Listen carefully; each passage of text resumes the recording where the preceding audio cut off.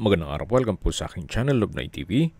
Patalasasan po, meron po ba kayong mga properties na napapabayaan or non-performing assets?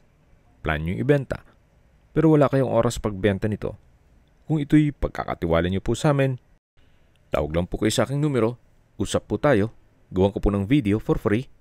Yes, libre po, wala po kayong babayaran. Tutulungan pa namin kayong mabenta ang inyong property. Kami na po bala sa marketing, sa boosting or paid ads.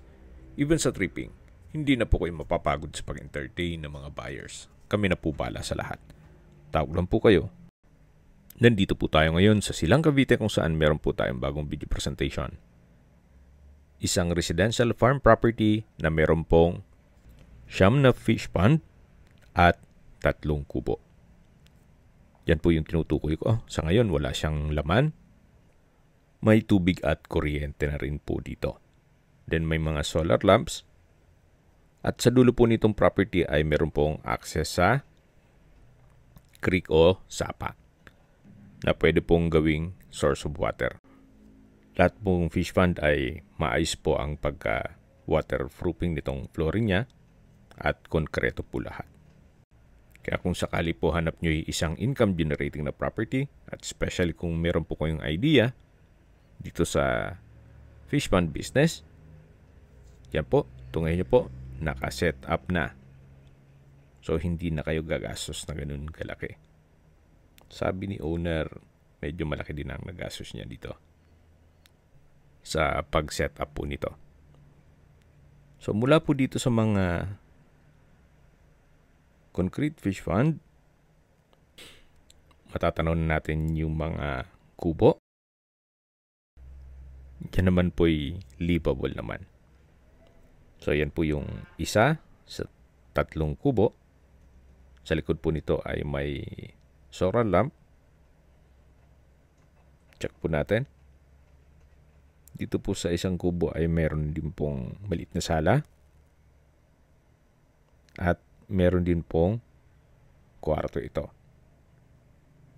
Dito po yung kwarto. So, kung gusto magpahinga, habang wala pa namang bahay, pwede naman po dito. At ito po yung pangalawang kubo. Na sa ngayon, dito po yung caretaker nakatira. At meron din pong banyo sa tabi nito. Meron pong sineset up si owner na panibagong concrete fish pond dito para sa mga koi fish naman. So, yan po yung tinutukoy ko na banyo. Actually, meron pang mga gagawin pa sana dito sa katabi nito. So, may pagbabago lang sa kanyang plano, kaya ibebenta niya lang po ito. So, mula po dito matataon natin yung pangatlong kubo na halos mas malaki po yata ito. Then sa dulo po nito, after nitong kubo ay slope na papunta sa creek.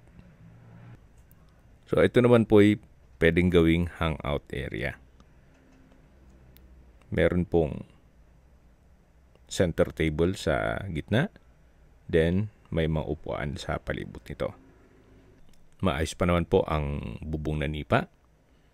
Pati flooring na bamboo o kawayan. Yan po yung tinutukoy ko na way papunta sa sapa. Pag bumaba po kayo dito, yan po ang makikita nyong sapa. Pag umulan, mas malaki po ang volume ng tubig. Pag akyat naman po dito, yan matatanaw natin yung mga kubo. At ito po palang property ay may lot area na 4,000 square meters. Ang 2,169 ay titled at the rest is tax declaration. Then mula po sa Barangay Road, meron po itong right of way.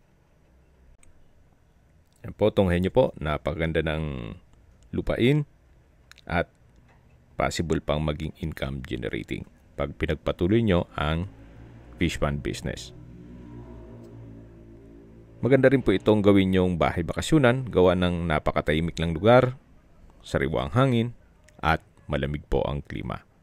Ito po'y nasa mataas na lugar. Ang estimated elevation above sea level ay 1,127.3 feet. Dito po sa loob ng property ay marami din pong mga fruit-bearing trees. Gaya nitong nyog, may pomelo, mangga, guyabano, papaya,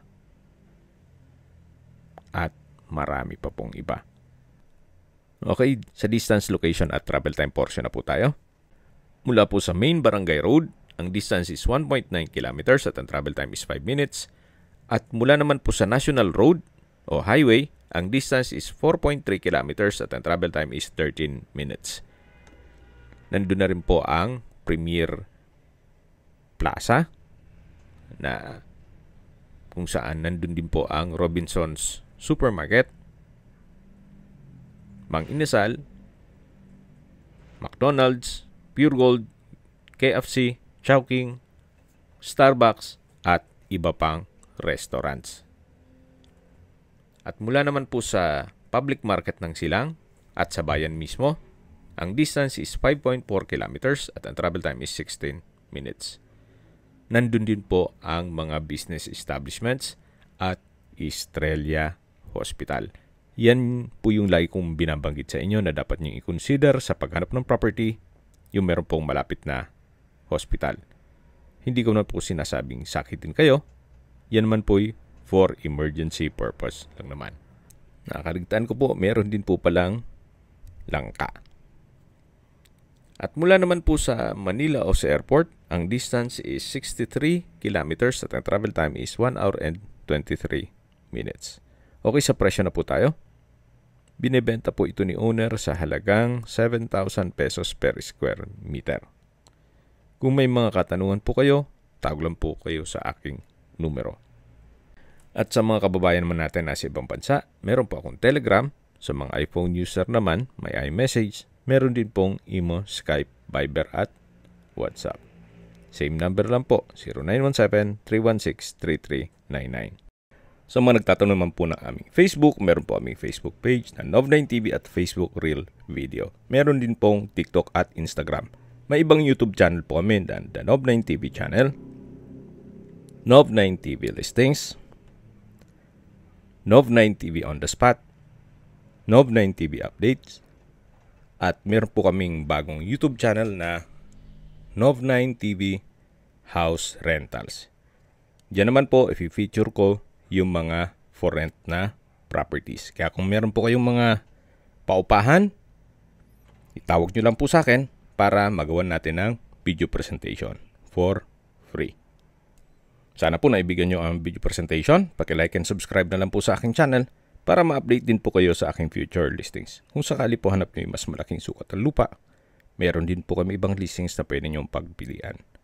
Huwag po kayong mag-atubiling tumawag sa amin. Let us know your budget para malaman namin kung anong property pwede namin ilok sa inyo. Sa lahat ng viewers, subscriber at nagtiwala po sa amin, salamat po sa suporta. Ingat po kayo lagi at yung pamilya. Maraming salamat po.